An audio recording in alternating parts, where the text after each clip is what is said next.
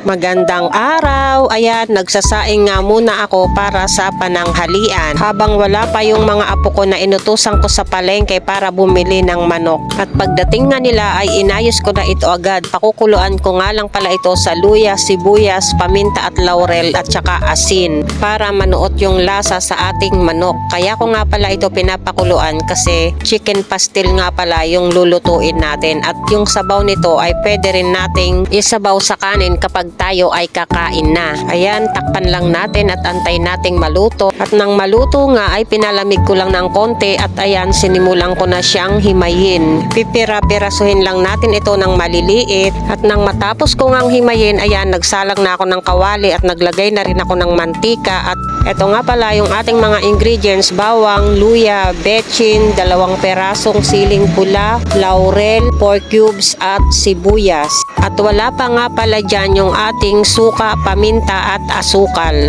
Tara at maggisa na tayo. Unahin nga pala nating igisa rito yung ating luya. Pa-brownin lang natin ito ng konti para lumabas yung bango niya. At isunod naman natin yung ating bawang at yung ating sibuyas. Sabay na rin natin yan. Igisa nga lang natin ito ng mabuti at kapag ganito na nga ang kulay ay pwede na nating ilagay yung ating hinimay na manok. At ayan, ilagay na nga natin yung ating manok at maglalagay nga din pala tayo dito ng toyo. Dapat nga pala guys, meron itong atsuete kaso wala akong atsuete kaya pwede na yan, toyo na lang. Daanin na lang natin sa toyo. Ayan, tansya-tansya lang. At ayan, lagyan na rin natin ng pamintang powder at yung ating chicken cubes ay ilagay na rin natin yan. Pati na rin yung ating mga dahon ng laurel. Ayan, at medyo marami nga yung nilagay kong laurel dyan guys para lumasa sa ating niluluto. At naglagay na rin ako dyan ng betchin. At sunod ko namang nilagay yung ating siling pula. Hindi ko na yung hiniwa para hindi maanghang. Para naman makakain lahat. At lalagyan ko na nga rin ito ng suka. Bali, 3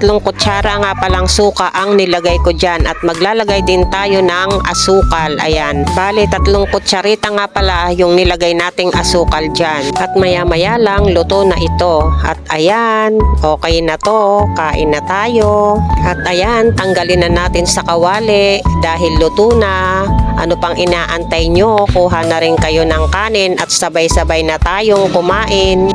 At kung hanggang dito nga ay nanonood pa rin kayo ng aking video, paki-comment naman po kung taga saan kayo para malaman ko kung saan nakakarating yung aking mga video. At pa-like and share na rin po. At nagpreto pa nga pala ako dito guys ng itlog kasi masarap talaga to kapag may kapartner na itlog. Ayan, tara, kain na tayo. Hanggang dito na lang po ang ating video. Salamat po ulit sa panunood. Hanggang sa muli. Bye!